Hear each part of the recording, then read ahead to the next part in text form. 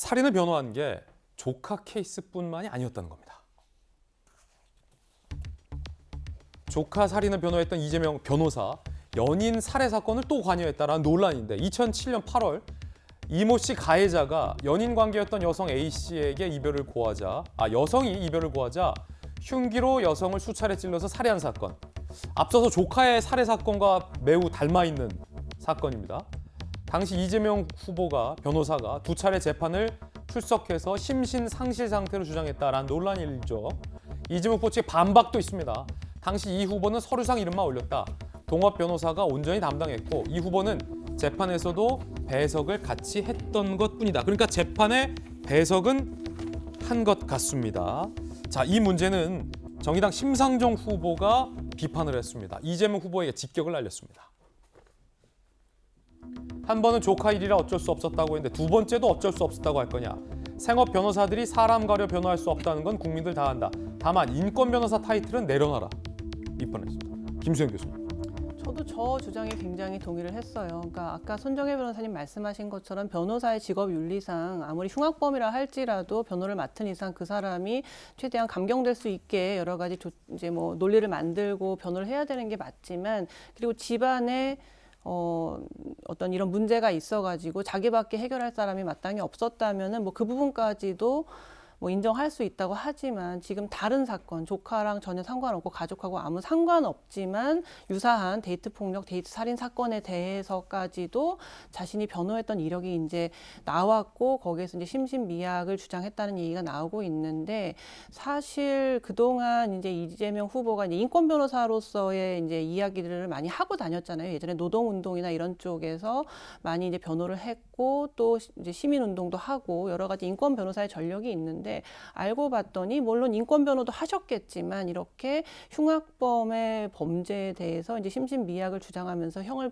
이제 낮추려고 했던 이런 이력들이 있다 보니까 그동안 여러분 이제 뭐 국민들 다 아시겠지만 여러 흉악범죄들이 나타났을 때 변호사가 뭐 이제 뭐 정신분열이나 심신미약 같은 것들을 주장하면서 형을 깎이려고 할 때 엄청나게 많은 비난이 일잖아요.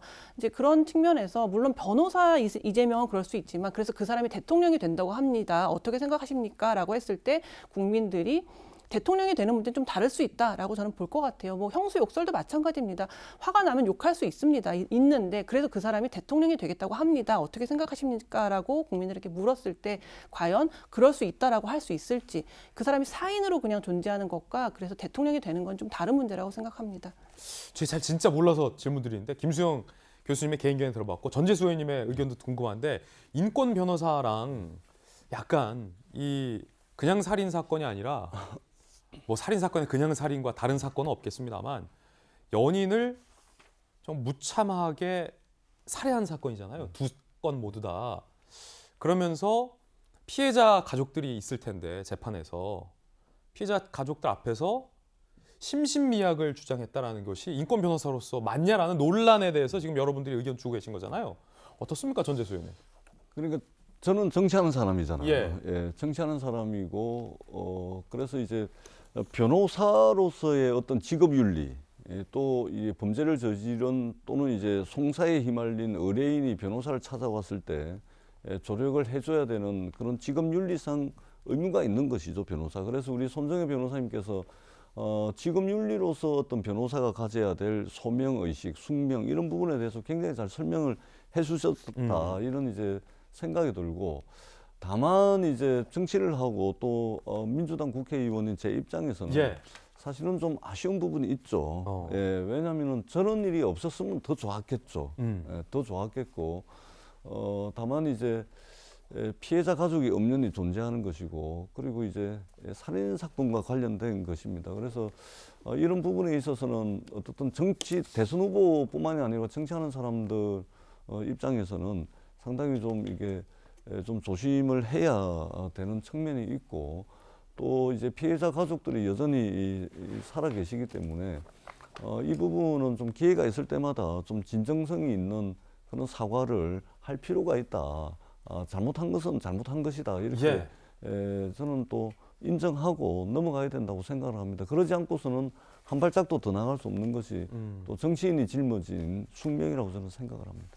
당시에는 또 성남시장에 한번 출마했다가 낙선한 경험도 있었기 때문에 그냥 변호사 자격이 아니다라는 국민의힘 측의 또 비판도 있었거든요. 전재수 의원님의 어떤 돌직구 발언, 잘못한 건 잘못한 거다. 사과해야 한다. 피해자 가족 앞에. 라는 또 전재수 의원님의 개인 견해까지 들어봤습니다. D-100일입니다. 지금 여론조사는 어떨까요? 그 결과 보시죠. 지난주와 여론조사 결과가 사뭇 다릅니다. 지난주까지만 하더라도 윤석열 후보가 다수의 여론조사에서 상당수 앞서 나가는 결과였다면 100일을 앞두고 지금 실시되고 있는 여론조사 결과는 이재명 36.1, 윤석열 38.9, 오차 범위 안에서 박빙 접전인 것으로 나오고 있습니다. 심상정 5.6, 안철수 6.1의 여론조사 결과고요. 중앙일보와 엠브레인 퍼블릭이 실시한 여론조사 결과입니다. 다른 여론조사 결과는 어떨까요? 함께 보시죠. 자, 한겨레 신문이 실시하고 케이스텔 리서치가 실시한 여론조사 결과도 비슷합니다. 34.4 대 36.1, 오차 범위 안에서 두 후보가 상당히 접전을 펼치고 있는 양상으로 나오고 있습니다. 지난주와는 다른 여론조사, 윤석열 후보가 지난주에 비해 지지율이 많이 빠졌어요. 그리고 이재명 후보가 따라가고 있는 양상에서 두 후보가 우열을 가릴 수 없는 접전 상태로 접어들었다라는 분석들이 많습니다. D-100일의 여론조사의 한 단면이다라고 말씀드릴 수 있겠습니다. 윤 선대위 입장에서는 굉장히 뼈아픈 수치일 것 같은데 지난주와 이번 주의 여론조사 흐름에 차이가 나고 있고 거기에 나오고 있는 일은 what happened, 무엇이 발생했는가를 보면 역시 선대위 인선 잡음 아니겠어요?